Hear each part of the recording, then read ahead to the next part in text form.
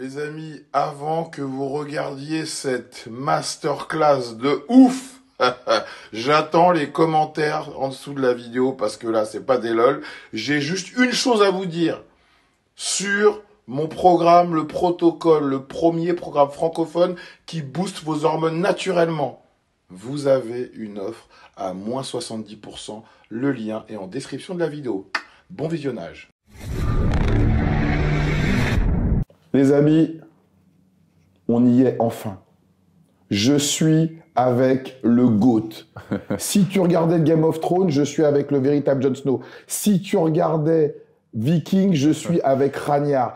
Si tu regardais Breaking Bad, je suis avec Heisenberg. Je suis avec le boss de fin de niveau. Les amis, je suis avec Adrien Laurent. Il était mec de télé-réalité, il était bodybuilder et maintenant il est dans le porno. Et comme dit Manuel Ferrara sur lui, il pourrait être le nouveau moi. Je sais, ça c'est un teasing de ouf. Si tu restes jusqu'à la fin de la vidéo, tu vas tout savoir sur Adrien Laurent et comment il a fait ce qu'on appelle un grand écart et ce qu'on appelle en anglais un crossover. C'est ça. Mais avant cela, tu as deux choses à faire. T'abonner à la chaîne et bien évidemment, mettre les notifications. Ceci étant dit, je vais faire mon intro légendaire qui plaît à tant et qui déplaît à certains. Et après, on va rentrer direct dans le vif du sujet.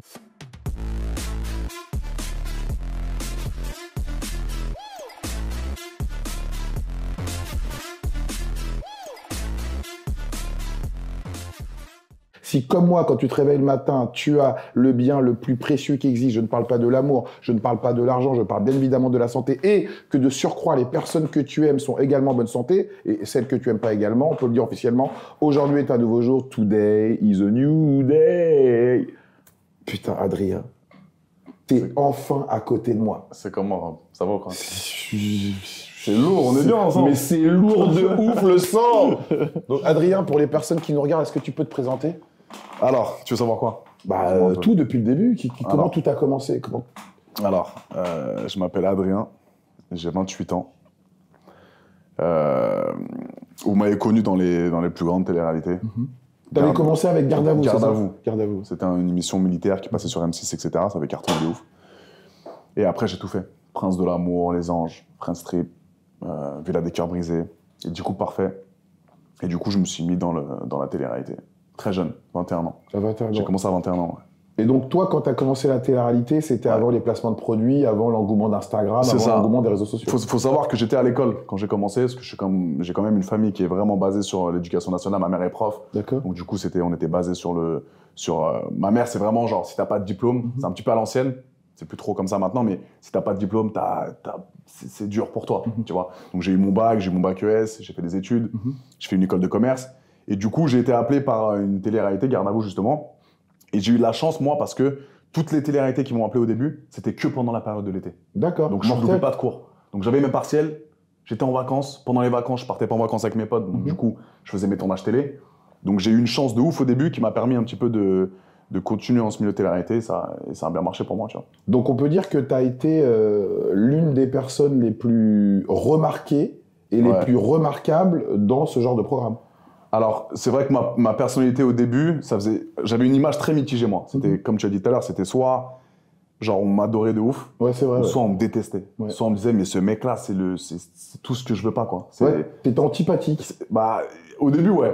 Au début, quand j'étais un peu plus jeune, ouais. Après, j'ai pris un petit peu de maturité. Mais c'est vrai que pour les programmes télé, c'était exactement ce qu'ils voulaient. C'était vraiment le personnage qui est là pour les meufs, qui est là pour montrer un petit peu sa personnalité, etc. Et c'est pour ça que j'ai cartonné de ouf. Donc toi, tu as fait deux facettes, comme tu le dis dans les émissions. C'était le physique, parce que tu avais quand même un physique assez musclé, et les meufs. Est-ce que tu peux nous en parler, ça? Ça, c'est depuis tout petit, Robin. Depuis tout petit, c'était les meufs. Moi, j'ai fait ma première fois très tôt, à 14 ans. C'était un plan A3. Déjà, tu as commencé direct un plan A3. Ça, c'est pas un truc de ouf, quand même. C'était toi avec deux meufs ou... Moi avec deux meufs. Ok. C'était aux stations de ski, c'était à Serre-Chevalier avec deux meufs. Et j'ai fait mon premier plan avec deux filles. Et c'était incroyable, quoi.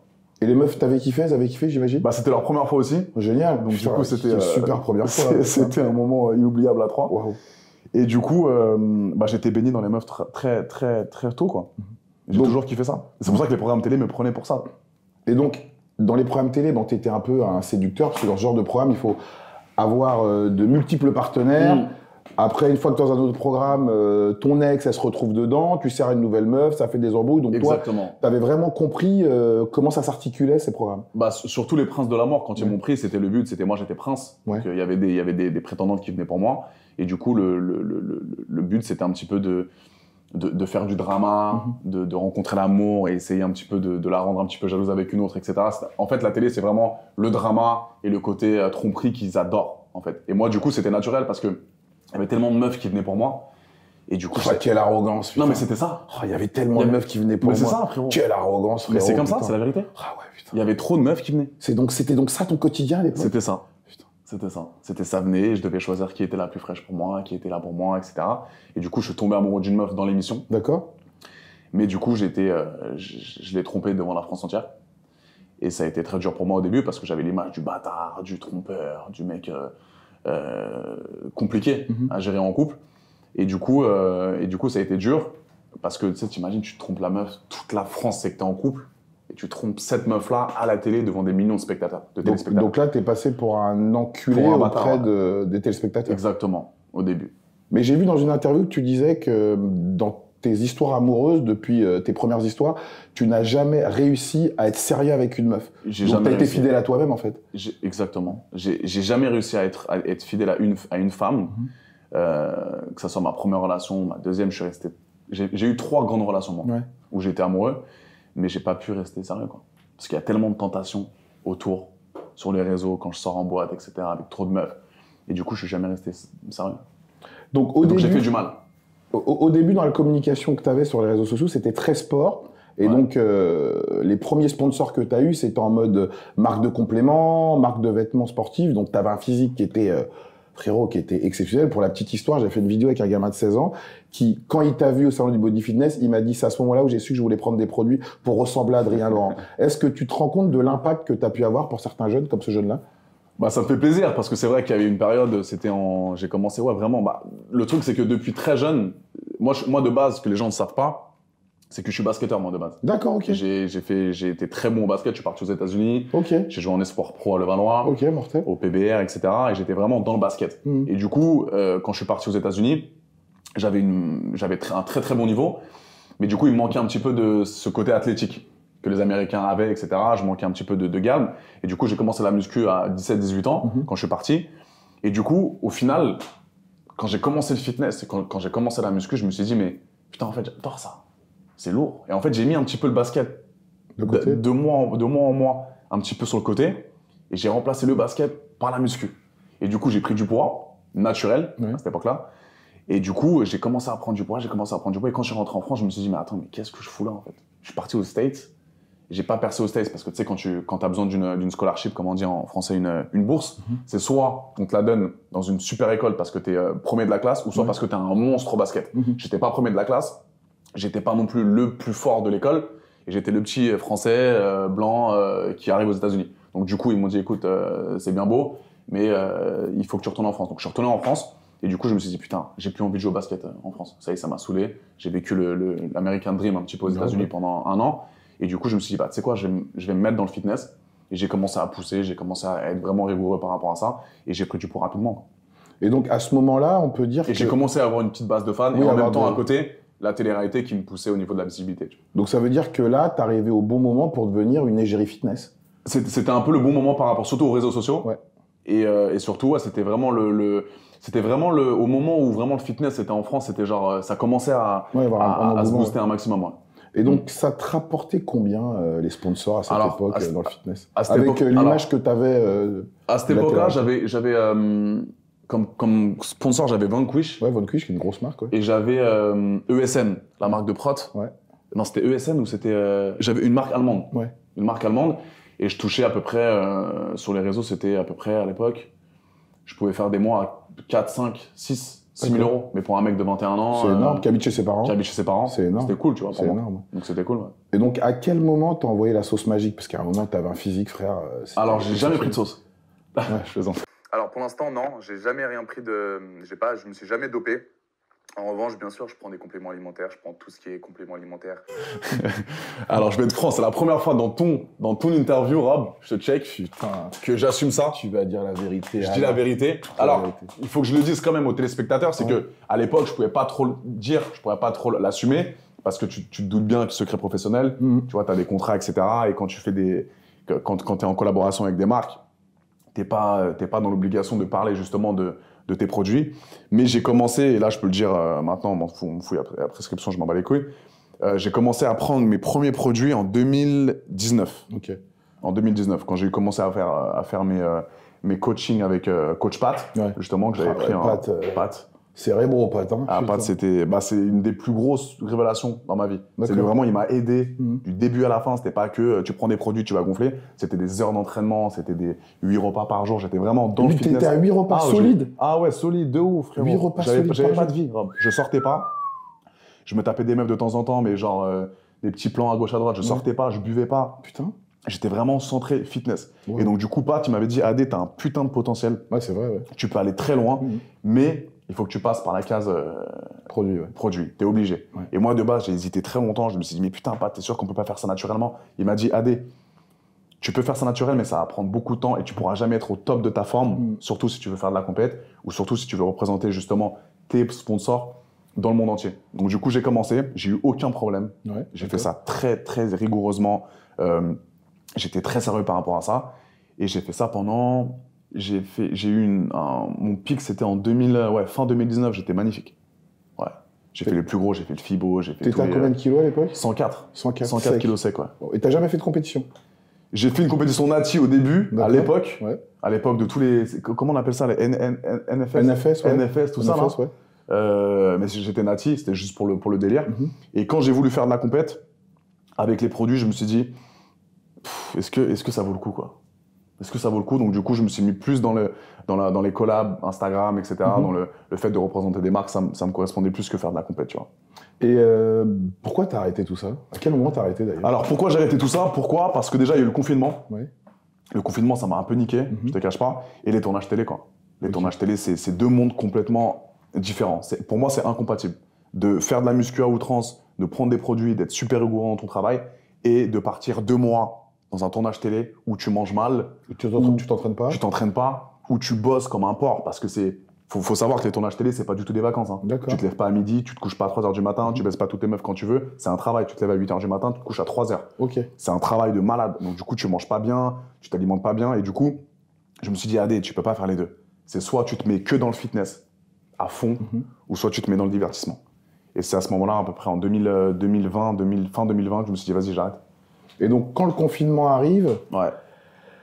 T'as cassé Internet, frérot. Ouais, confinement, ouais, ça m'a... Avec le confinement, mais alors, je pense que t'as dû t'inspirer de Tori Lanez, parce que c'est lui qui faisait ce genre de live. Bien sûr. Et même lui, il avait été, sa chaîne, son compte Instagram avait sauté. C'est Puff Daddy qui avait milité pour qu'Instagram lui redonne son compte, ce qui est arrivé d'ailleurs. Exactement. Donc toi alors, le AD Show, tu peux nous expliquer comment ça s'est passé? Alors, le AD Show, c'est simple. Je me souviens vraiment de ce moment, c'était vraiment spécial. J'étais sur mon canapé. Et moi, je suivais ce rapport à l'époque. Et je suis sur son live et je me dis, putain, c'est lourd ce qu'il fait. Et je vois, je sais pas, 200 000 personnes en live. Je me dis, putain, c'est une dinguerie de ouf. Et moi, à cette époque-là, le confinement, je l'ai bien vécu parce que j'étais avec ma famille, il n'y avait pas eu de problème, etc. J'étais vraiment avec une bonne relation avec mes parents, etc. Donc, c'était super cool. Et je me suis dit, en le regardant, je me suis dit, mais il y a un truc à faire. Parce que, genre, à cette époque-là, tout le monde était en galère de contenu. Tu vois, les influenceurs, on est chez nous, on sait pas quoi foutre. C'est vraiment très compliqué à gérer. Et du coup, je me suis dit, mais Adé, il y a un moyen de faire... Tu connais beaucoup de filles, t'as la cote avec les meufs. Donc du coup, pourquoi tu reprendrais pas un petit peu ce concept-là sur Instagram en France? Et du coup, j'ai commencé et ça a pris tout de suite. Ça a pris tout de suite, j'ai commencé à contacter des meufs. Mais moi, le problème, c'est que, à la différence de lui, c'est que je faisais de la promotion pour les filles. C'est-à-dire que je disais, les filles, voilà, ça vous intéresse de passer sur mon show. Je fais un show à 22h tous les soirs. Ça peut être super lourd. Vous pouvez gagner de la visibilité. Et en plus, on peut s'amuser tous ensemble. On est en période de confinement. On se fait tous chier. Ça peut être un vrai délire. Et du coup, ça a pris direct. Et ça a pété direct. Et les meufs twerkaient? Les meufs twerkaient. Okay. Mais encore une fois, ce que je veux dire, c'est que pendant ce show-là, il n'y avait aucun manque de respect de ma part. C'est-à-dire que les meufs, elles faisaient ce qu'elles voulaient. Si elles voulaient chanter, elles pouvaient chanter. Si elles voulaient twerker, elles voulaient twerker. Si elles voulaient montrer un don ou un tour de magie, elles voulaient le faire. C'est juste que, en fait, l'hypocrisie en France, c'est que quand je mettais un mec par exemple, qui rappaient, parce qu'en fait, je donnais la chance à tout le monde. C'était pas uniquement des meufs qui twerkaient. Et le truc, c'est qu'on m'a incriminé dans le sens en mode, ouais, Adé, tu manques de respect aux femmes, tu penses que les femmes, c'est des bouts de viande, etc. Mais le seul souci, c'est que quand je ramenais un mec qui rappait ou qui faisait un tour de magie, t'avais 2000 vues. Quand je ramenais une meuf qui twerkait avec un énorme cul, t'avais 50 000 vues. Donc, c'était un petit peu l'hypocrisie en France qui me saoulait. Donc, du coup, c'est pour ça que les gens un petit peu m'ont signalé mon compte. Mais quand je ramenais une meuf qui twerkait en string, ça ramenait une tonne de personnes sur mon live. Tu vois. Et donc, c'est toi qui as découvert Ruby Nicara? Ouais. Oh là, Ruby Nicara. Mais franchement, mais comment? Ruby Nicara. Mais où est-ce que tu l'as trouvée, celle-là, frérot? Je sais plus exactement. Comment? Mais où est-ce que tu l'as? Bon, tu la ken ou pas? Non. Arrête. Non, sur la vie de ma mère. Tu l'as pas ken? Non, je te promets que non. Tu voulais pas ou celle qui voulait pas? On n'a pas vraiment eu d'accroche. D'accord, ok. On n'a pas vraiment eu d'accroche. Mais genre, on a fait des lives ensemble, mais c'était plus ma poteau, quoi. Tu vois. Mais donc, comment tu... Je pense qu'on s'est contactés sur les réseaux, on a fait un live ensemble, et ça a percé, quoi. On avait une connexion sur Internet, en live, que ça a vraiment pété, elle et moi. Et donc, au pic, t'avais pris combien d'abonnés avec le live? Alors, je me souviens que j'avais 578K, Ouais. et 2 mois après, avant la fermeture de mon compte, je suis monté à 989 000. Waouh. Donc, Ouais. t'as pris 600 000, ouais. 600 000 abonnés. Ouais. Donc, c'est beaucoup. La personne qui t'a fait sauter son compte, c'est Little Léa. J'avais fait une vidéo avec elle, d'ailleurs, et dans cette vidéo, elle expliquait que ça servait plus à rien de twerker, que c'était pour les connes, blablabla, que ça rapportait rien. Donc, plus de son, plus d'image d'elle sur les réseaux entre la vidéo que j'avais fait avec elle et ce fameux live. Et là, elle a tout donné. Tu peux nous en parler de ce live? Alors, ce dernier live, c'était vraiment la surprise un petit peu de la fin de confinement. C'était le 12 mai 2020. Et justement, j'avais une petite surprise à faire à mes téléspectateurs. T'en rappelles de cette date, hein, Ah ouais, frérot, ça m'a marqué. C'est comme la mort de JFK, quoi. C'est une date c'est- dont on se rappelle. Ouais, quoi. c'est ça. C'est un truc qui m'a marqué, frérot. C'est une dinguerie. Et du coup, j'avais l'habitude de ramener des meufs en face sur mon écran en live. Oui, elles étaient pas avec toi. Elles n'étaient pas avec moi. Et du coup, j'ai teasé la surprise pour le dernier live de la fin du confinement. Je leur ai dit, les gars, ce soir, une grosse surprise vous attend. Je peux pas vous annoncer la surprise en avance, mais ça va être une dinguerie de ouf. Ouais. Et du coup, donc je suis allé chez Léa. D'accord, ok. Ah, c'était chez Léa. J'étais chez Léa. Ouais. Et du coup, j'avais mis la caméra exactement comme ça. Et je lui ai dit, les gars, vous êtes prêts? J'ai commencé à mettre le son. Et là, t'as Ruby Nicara et Léa qui arrivent en même temps sur mon live. Waouh! La guerre. Genre, Waouh. folie. Waouh. Folie de ouf. Ça commence à twerker. Mais genre, détente. Moi, je suis téléspectateur. Je Ouais, reste. t'étais là, ouais. Je commence à kiffer. Les meufs, en plus, Léa très bien chargée. Oui, ouais, tu Léa, vois. c'est... Oui, Léa, c'est- Ruby aussi, elle passe bien. Ouais. Donc, c'était lourd de ouf. Et du coup, ça a pété. Je crois que j'ai fait une pointe à 120 000 personnes en live, tu vois. 120 000 ouais. personnes, c'est énorme. C'était énorme. C'est énorme. C'était un moment. Et maintenant, quand j'en parle, Ouais. donc oui, j'ai plus Instagram, mais je regrette pas ce que j'ai fait. Parce que, encore une fois, j'ai manqué de respect à personne. C'était un.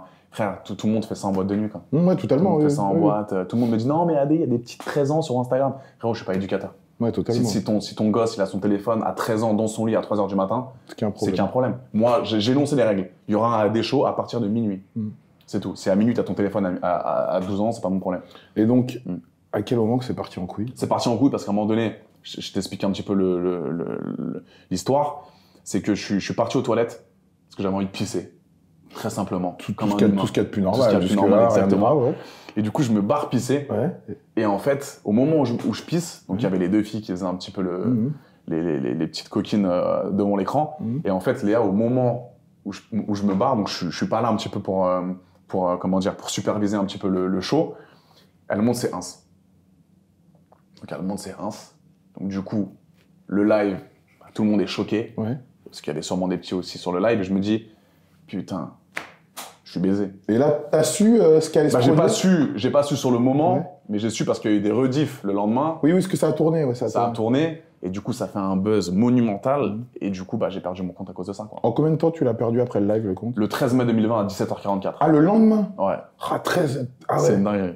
Putain, comme le premier jour où l'homme a marché sur la lune, quoi. On s'en Voilà, rappelle encore. je me souviens très bien, j'étais dans une salle de muscu et je faisais la promotion pour Aeon Aeon. Et on faisait un shooting photo, frérot. Ouais. J'étais au top de ma forme, j'étais bien de ouf. J'étais content, je me suis dit c'est bon, fin du confinement.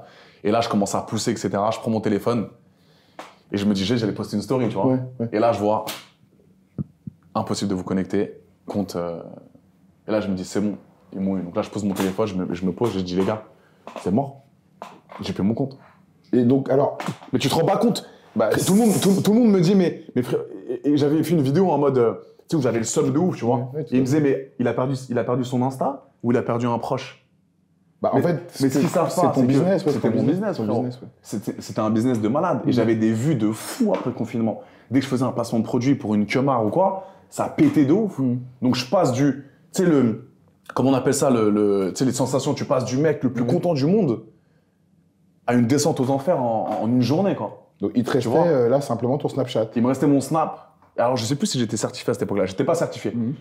Mais j'avais un Snap bien, mais sans plus, tu vois. Parce que tu mettais vraiment en avant l'Instagram avec C'est ça. les lives. Ma vitrine, c'était vraiment Insta. Ouais. Tu vois. Et du coup, j'ai perdu mon Insta. Mais ce qui a été incroyable, c'est qu'en fait, dans ma vie, ça a fait des hauts et des bas de malade. J'étais au top de ma forme avec Instagram. J'ai perdu mon Insta. Donc, j'étais en galère de ouf. Toute la force d'Insta, les gens, ils me cherchaient, ils savaient pas où j'étais. Ouais, Ils sont venus sur Snap. Ouais, c'est vrai. J'ai été certifié sur Snapchat. Donc, du coup, j'ai eu 2 millions d'abonnés. J'ai passé dans le Discover tous les jours. Wow. C'était une dinguerie. Pendant 2 ans. Après, j'ai perdu mon Snap. À cause de quoi? À cause de quoi? À cause d'un placement produit où on m'a baisé, clairement. Où on m'a arnaqué. On m'a proposé un placement de produit pour vendre des PlayStation 5. D'accord. Où il n'y avait pas de stock. Ok. Où le mec m'a dit, écoute, allez, je suis en train de faire un site où je vais importer des PlayStation 5, des vrais PlayStation 5 dans un bureau à Dubaï, mais je les reçois que dans une semaine. Il m'a envoyé son numéro de tiré, tout était carré, tu vois, sa carte d'identité, etc. Je fais le placement et les PlayStation 5, ça coûte 500 balles, tu vois. Et je me dis, frérot, je vais être honnête avec toi, le placement, je pense pas qu'il va marcher. 500 €, ça reste beaucoup. Je pense pas qu'il va marcher. Il m'a dit, frérot, t'inquiète pas, fais le placement. Je fais le placement. Le lendemain, il m'envoie un message. Il me dit, frérot, t'as tout enculé. T'as cartonné, t'as vendu, je sais pas, j'avais vendu genre entre 100 et 150 PlayStation 5, tu vois. Donc je lui avais fait un bip de malade, il était saucé. 2 jours après, plus de nouvelles.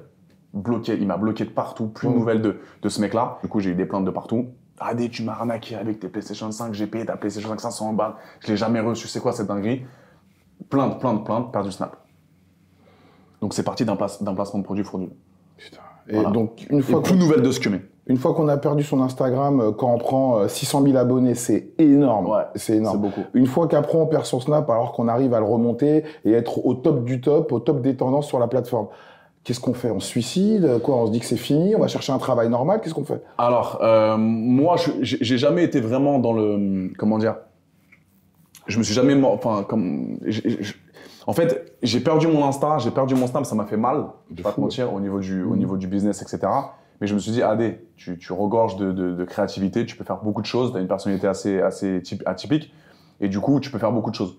Donc, je suis resté avec ma famille beaucoup, tu vois, parce que j'avais quand même perdu mon taf, entre guillemets.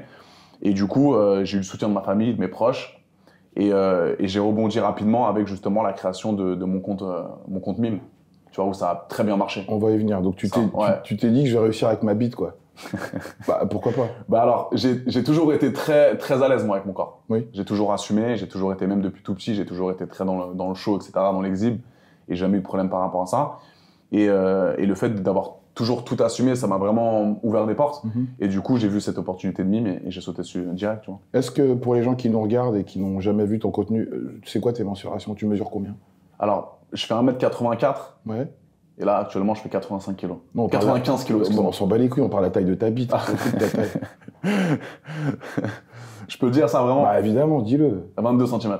Comme Rocco, je crois. C'est un peu plus grand. Rocco, c'est un peu plus grand, Ouais. toi, c'est un peu plus grand. Moi c'est un peu plus petit. Ok, bon, 22 cm, c'est quand même... C'est pas mal. C'est plus que bien. On est bien. Donc tu t'es dit... et j'ai une libido... je pense que j'ai une libido beaucoup plus importante que la moyenne. C'est-à-dire D'accord. que j'ai toujours envie. Tout le temps. J'ai Là, toujours envie. on parle, là, t'as envie. Là. Peut-être pas maintenant parce qu'il n'y a ok. pas de filles autour de moi. Ok, ça me rassure. Mais j'ai une libido vraiment, je pense, très élevée par rapport à la moyenne. Donc, qu'est-ce qui t'a fait aller sur Mime, en fait? Parce que bon, Mime, c'est une plateforme, ok, mais comment tu t'es dit, moi, mec de télé-réalité, qui était dans la muscu, qui a fait des lives ou des meurtres, voilà, pourquoi je vais me mettre sur Mime, quoi, en fait? Bah pourquoi? Parce que déjà, je me suis dit, écoute, Adé, tu connais beaucoup de filles, Oui. d'accord? Je voyais que déjà l'application Mime, c'était en train d'exploser de ouf, et je me suis dit, pourquoi pas te faire un compte? Donc j'ai commencé à tester, et je me suis dit bah, que les meufs adoraient ça, quoi. Il y avait beaucoup de filles qui étaient sur Mime, et je me suis dit, mais attends, mais est-ce qu'il y a vraiment des gens qui vont s'abonner à mon compte comme ça, voir un mec comme ça qui se dénude Avec une bite de 22 cm. en plus, tu vois, je me suis dit, peut-être. mais c'est bizarre quand même. Ouais, Et en fait, j'ai vu que ça prenait très vite aussi. d'accord. Tu vois, donc en fait, je me disais, mais en fait, les fans et les personnes qui me suivaient, ils me disaient, mais où il est, Adé? On veut le suivre. Ouais, oui, t'as des gens qui voulaient savoir ce que tu fais. Ouais. Où est ce mec? Il a plus d'Insta, il a plus de Snap. Où est ce mec? Qu'est-ce qu'il fait? Et du coup, bah, j'ai profité de cette application pour mettre mon contenu dessus, tu vois. Et ça a cartonné de ouf.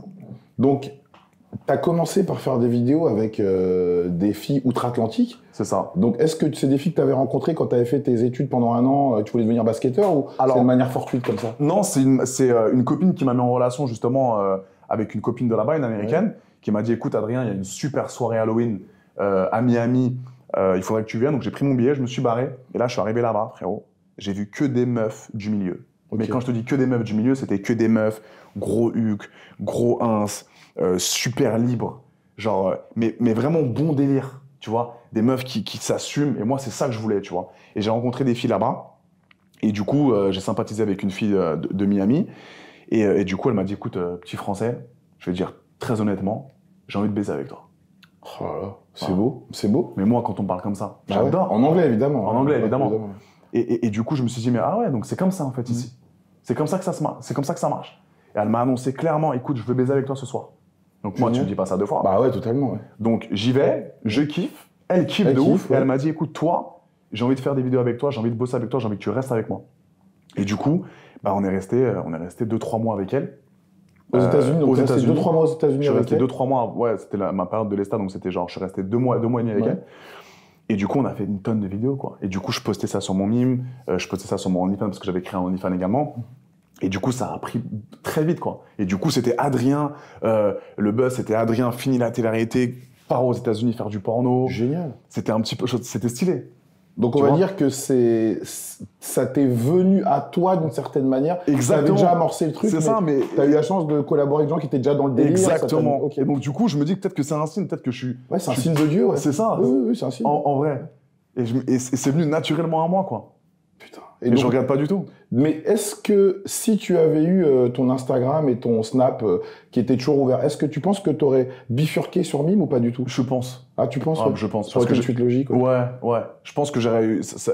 En fait, il faut que les gens comprennent, c'est pas vraiment une reconversion. C'est pas une reconversion dans le porno, je sais pas. Mais c'est une corde de plus à mon arc. Ouais. T'as capté? C'est juste que là, j'avais plus d'Insta, plus de Snap. Et je me suis dit, bah, il faut que je fasse du contenu, tu vois. Ouais, Et vu que je suis- t'es au pied du mur. Quoi. Mais c'est ça. Et en fait, vu que je suis une personne qui assume tout et qui parle de tout, je me suis dit, mais attends, Mime, c'est interdit au moins de 18 ans. Je peux poster ce que j'ai envie de faire. J'adore les meufs, j'adore baiser. Pourquoi je ferais pas ça un business, tu vois? Et du coup, j'ai assumé, j'ai sorti mon contenu, tout simplement. Et donc, est-ce qu'on peut parler argent? Tu gagnes combien minimum par mois? Alors, au début, c'était pas ouf. Hein. Je pouvais me faire des 3 à 4 000 euros par mois, Ce qui est bien, quand ce qui même. est pas mal. Mais là, depuis que je me suis mis à fond dans ce milieu-là, je peux gagner entre 10 et 40.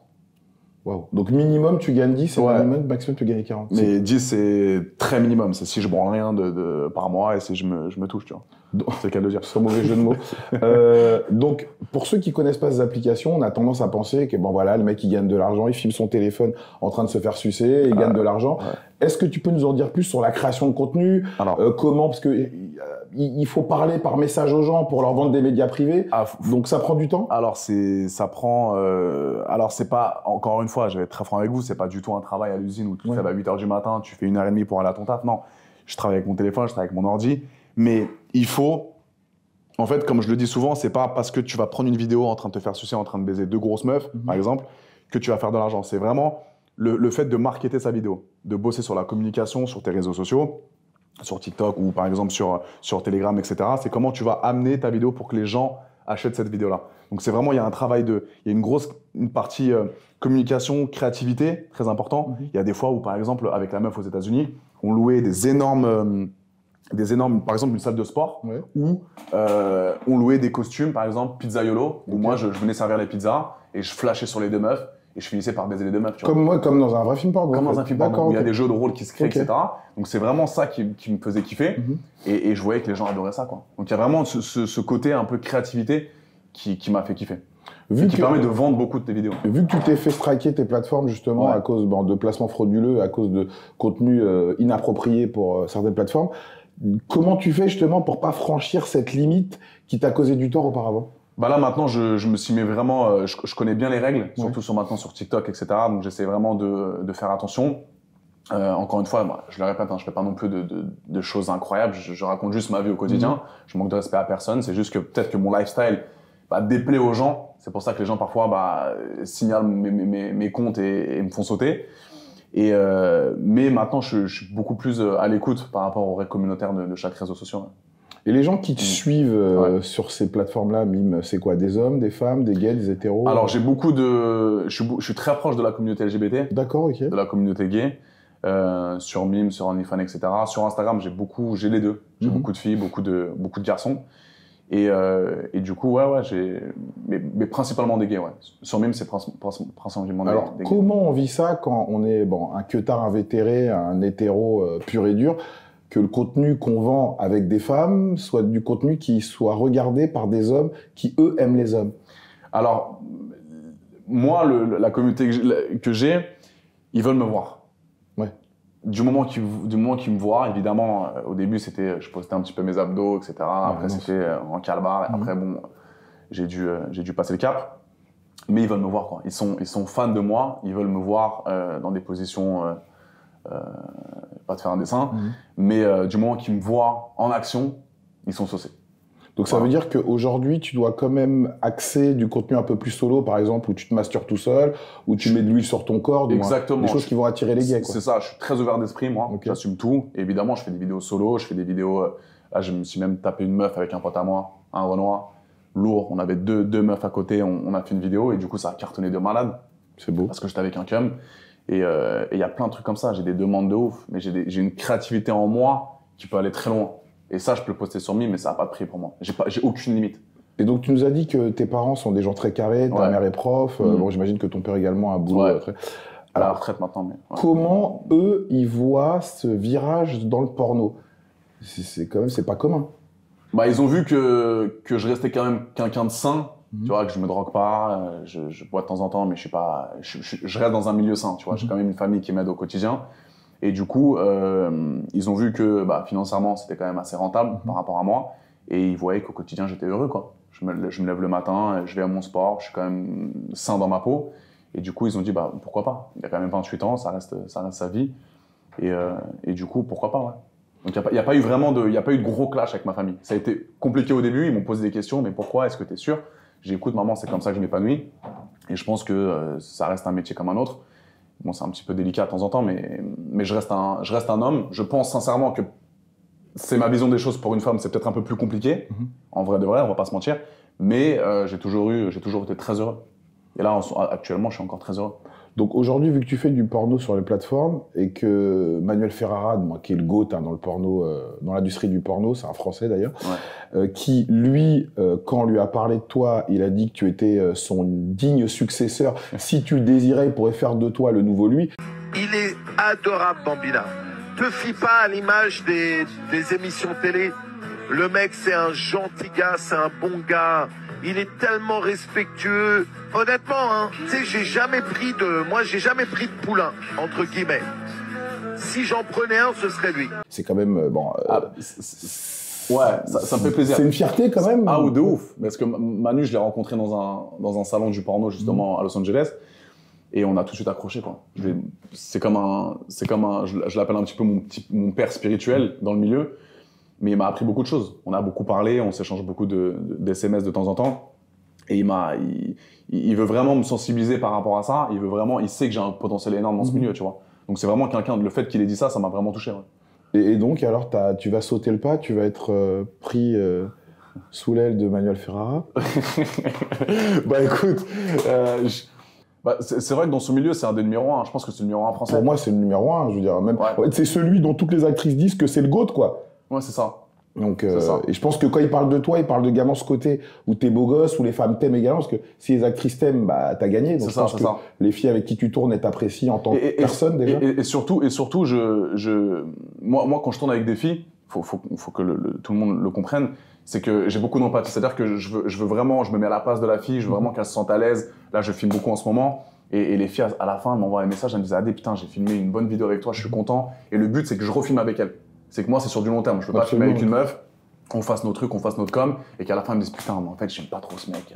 Il est relou, il est pas marrant. » Et du coup, toute cette personnalité fait que, au final, je m'entends bien avec toutes les filles. Ouais. Et au final, ça se passe bien, quoi, tu vois. J'arrive à tourner des bonnes vidéos. Parce que une meuf qui t'aime, qui t'apprécie, dans la vidéo, ça se voit. Ouais.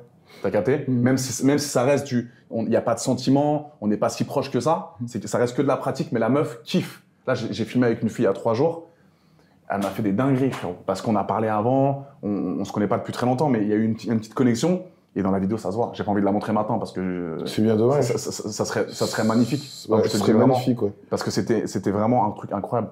Genre, la fellation qu'elle m'a fait, c'était une dinguerie de fou. C'est celle à qui je pense? Non. Ah, c'est pas elle. C'est une autre, je te montrerai tout à l'heure. Je n'ai pas encore la vidéo d'ailleurs, putain.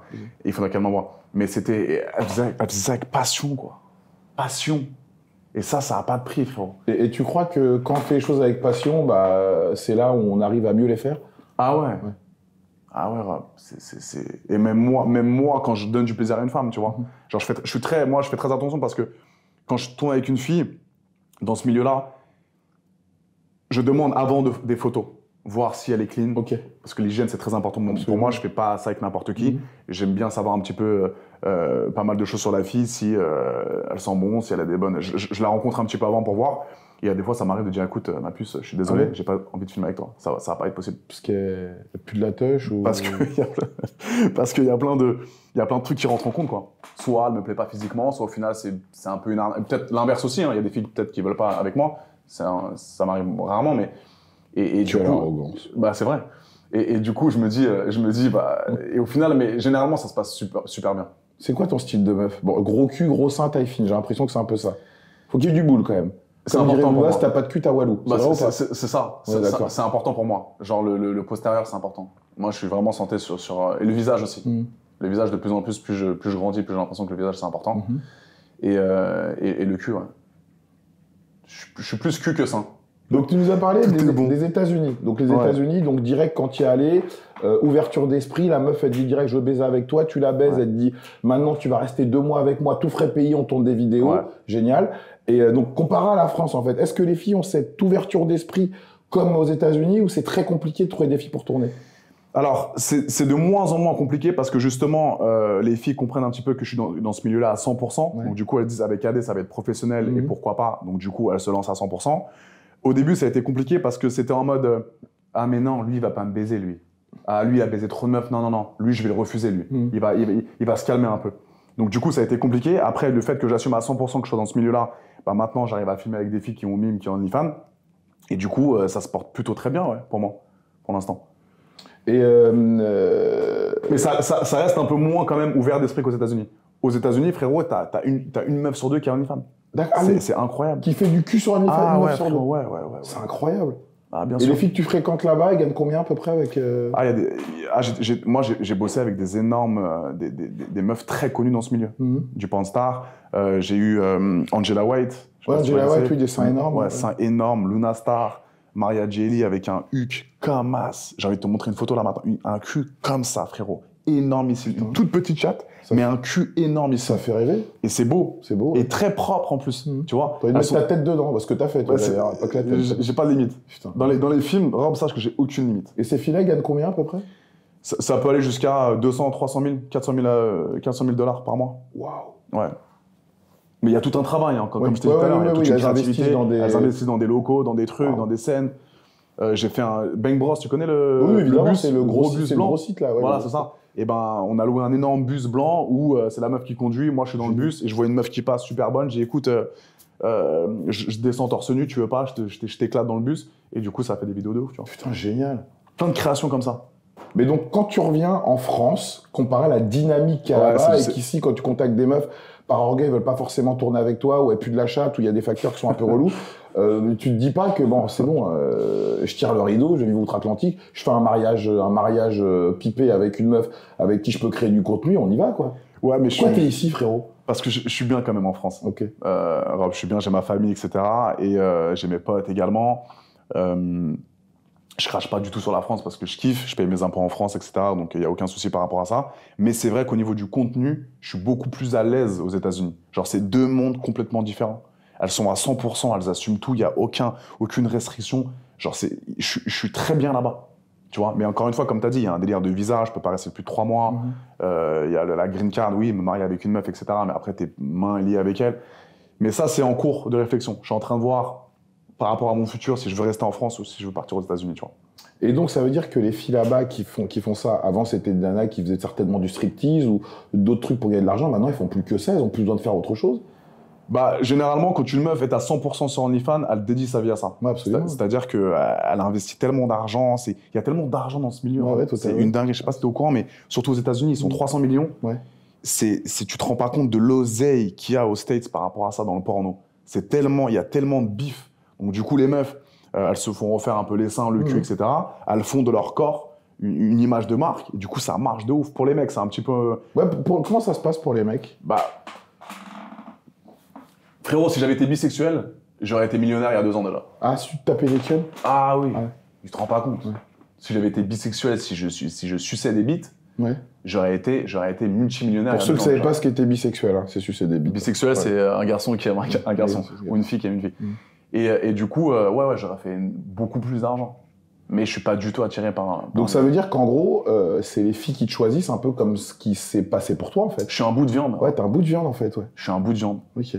Donc la meuf me dit, écoute, toi, Adé, on se rencontre un petit peu, on voit comment elle est. Si elle kiffe, elle y va. Si elle kiffe pas, elle me dit, écoute, c'est mort. Tu vois. Et après, elle te présente toutes ses copines avec... Quelle vie. C'est bien. Mais c'est incroyable. Mais c'est maintenant que je veux faire ça. C'est pas ouais. Tu vois, c'est pas à 60 ans que je vais faire ça. Donc je préfère faire ça maintenant. Tu vois. Et donc quand tu vois la dynamique de là-bas, toi, t'as envie de créer ce genre de petit collectif de bonnes meufs et les faire bosser entre elles et... Bah en fait, tout le monde est gagnant dans cette histoire. Ah parce ouais, que totalement. Les filles, elles font du contenu entre elles. Ouais. Elles ont une bite avec elles pour faire du contenu. Je suis là pour les aider. Absolument. Ouais, t'es jeté une âme charitable, quoi. Exactement. Un bon chrétien. Je fais plaisir. C'est ça. Je fais plaisir à tout le monde. Et du coup, tout le monde, on fait du contenu ensemble.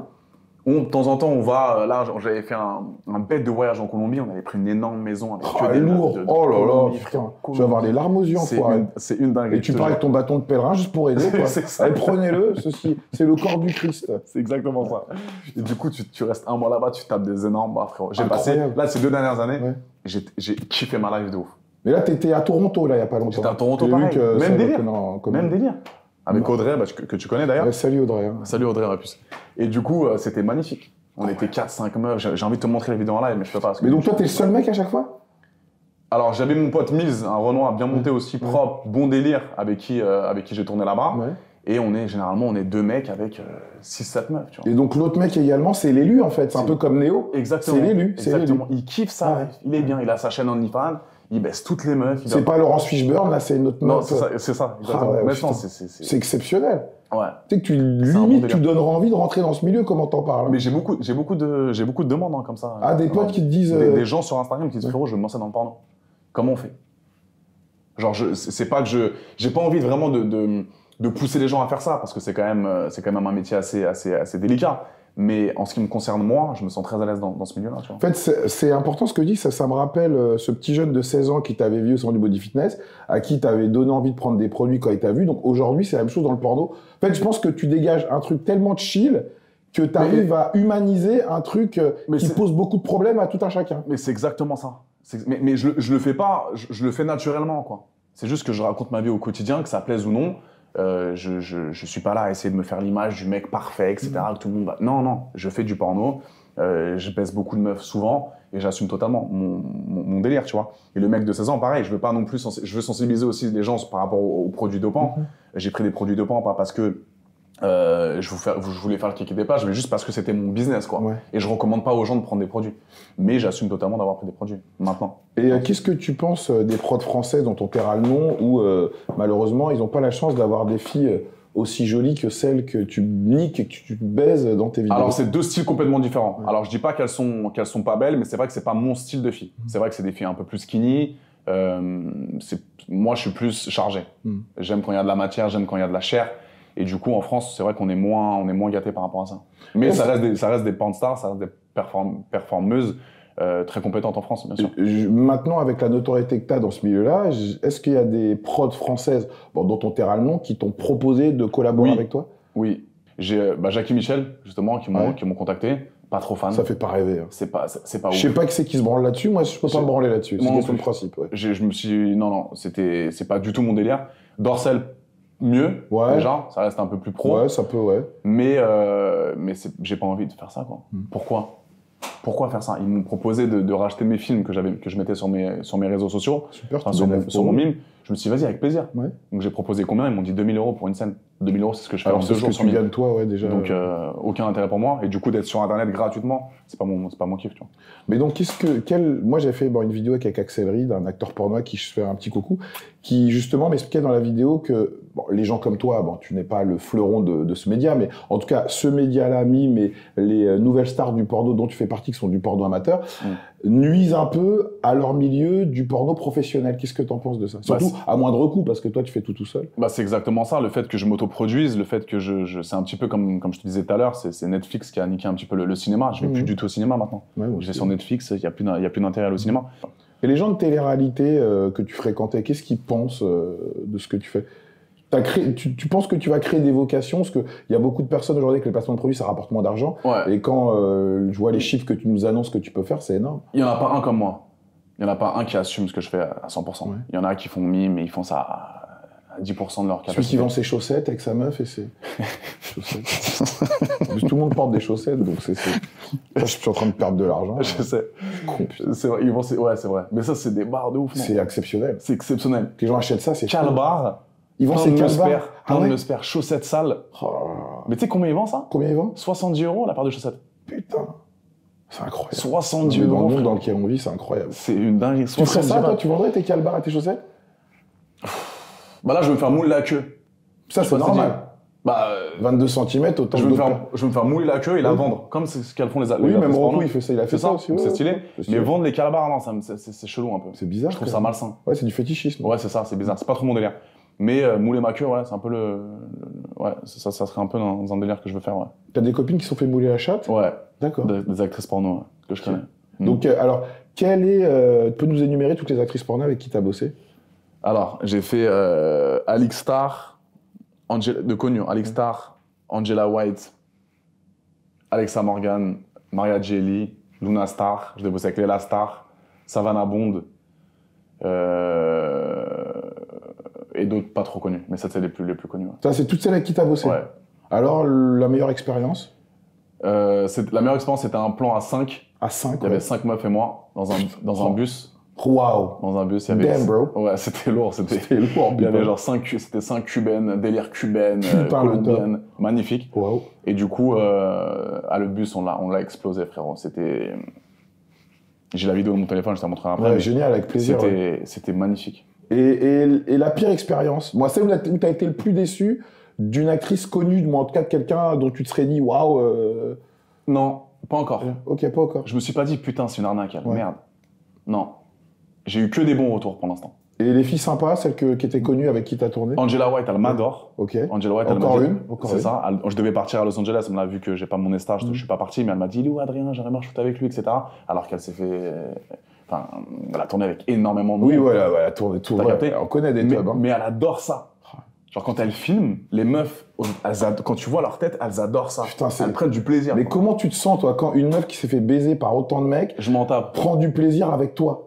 Comment tu le sens? Tu te sens plus fort? Tu te sens... ça met un petit peu d'ego, tu vois. Je me dis, putain, elle s'est fait bousiller par tous les États-Unis. Et moi, j'arrive derrière le petit français. 300 millions de personnes, quand même. Voilà, c'est ça, qui a fait les anges. Boum, il va baiser une énorme porn star.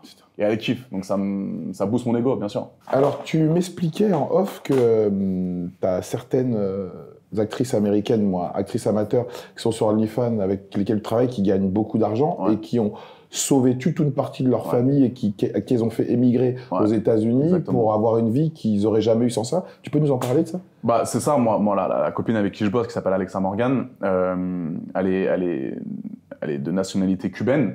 Et du coup, elle a vécu vraiment dans la pauvreté au début à Cuba, avec toute sa famille. Et du coup, avec tout l'argent qu'elle a fait sur OnlyFans et dans le porno, justement, elle a pu aider toute sa famille. Donc, elle elle a fait en sorte que toute sa famille vienne à Miami. Elle a loué 3-4 appartements pour toute sa famille. Et du coup, elle arrive à sauver sa famille de la merde grâce à l'argent d'OnlyFans.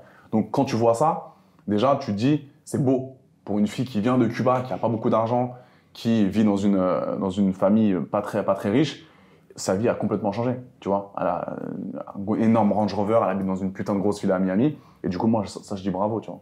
Et qu'est-ce que tu penses justement des gens qui voient les personnes qui font ce métier, surtout les femmes, parce que c'est très misogyne, comme des putes qui baisent pour de l'argent, qui sont un peu des délurés, qui sont des femmes faciles. Qu'est-ce que tu penses de ça? Alors moi, c'est totalement une idée, une fausse idée reçue, ça. Moi, je connais les filles avec qui je bosse à Miami. Oui, elles se font baiser par beaucoup de gens, etc. Parce que c'est encore une fois, on le répète, dans le délire du travail. Mais elles sont pas plus faciles qu'une fille que tu rencontres en boîte de nuit, qui n'assume pas du tout se faire baiser par 3-4 mecs dans une même semaine. Donc, c'est vraiment une fausse idée, ça. De dire que toutes les meufs qui ont mime ou toutes les meufs qui ont OnlyFans sont des putes. C'est totalement faux. Et ça, je veux vraiment rétablir la vérité parce que c'est vraiment une idée qu'on a en France et il faut arrêter ça. Il faut arrêter ce massacre, vraiment. Bon, en tout cas, Adé, merci beaucoup pour cette interview. Franchement, avec plaisir. Sans langue de bois. Et là, on va leur préparer un truc. Ils sont pas prêts, les amis. Ils sont pas prêts. Ce qu'on va leur préparer, mon gars, ils sont pas prêts. Je suis chaud. On va faire une grosse collab là. Ouais. Et ce sera pas sexuel, les amis. Ce sera quelque chose de clean. On va casser Internet en long, en large, en travers. De toute façon, merci beaucoup d'avoir partagé ta vie parce que tu as une vie quand même. C'est spécial. Tu as une vie spéciale, mais en tout cas, ce qu'on peut garder de ton parcours, c'est tu as toujours rebondi, tu as toujours essayé d'être un peu avant-gardiste, d'aller là où les gens ne vont pas, même quand tu avais fait ton live, tu es le premier à l'avoir fait, et tu avais cassé la baraque, et tu as réussi à rebondir. J'ai du mal à rester dans les codes, quoi. J'aime bien un petit peu aller expérimenter, voir de nouvelles choses, et pas faire comme tout le monde, quoi, tout simplement. Tu sais, je termine mes vidéos en disant ceci, j'aime mieux être détesté pour ce que je suis, plutôt qu'être aimé pour ce que je ne suis pas. C'est exactement moi. Et là, j'avoue, ça se mérite, Pouto, tu l'as vraiment mérité. Merci. Tu as mérité le respect, en tout cas. Merci, Rob. Parce que le mec, il baisse des vraies meufs, putain. On fera une collab d'ailleurs un jour. Si t'es chaud, un jour, toi et moi. Franchement, mais je sais pas. Mais gars, mais sans problème. Ça peut être des barres. Mais moi aussi, je suis une âme charitable, mon bâton de pèlerin, on aidera toutes les filles qu'on peut aider, putain. Si tu fais quoi dans la vie, je te donne du plaisir aux femmes. Mais je donne du plaisir aux femmes. C'est beau. Accessoirement, si on peut gagner un peu d'argent, bah putain, ça peut être pas mal. De toute façon, tu sais, toutes les collabs entre blanc et noir, Kulchen et Joe Star. C'est magnifique. Voilà, Akhenaton et Shuriken, ça a toujours marché. C'est lourd. C'est lourd de ouf. On va tout baiser sans mauvais jeu de mots, les amis.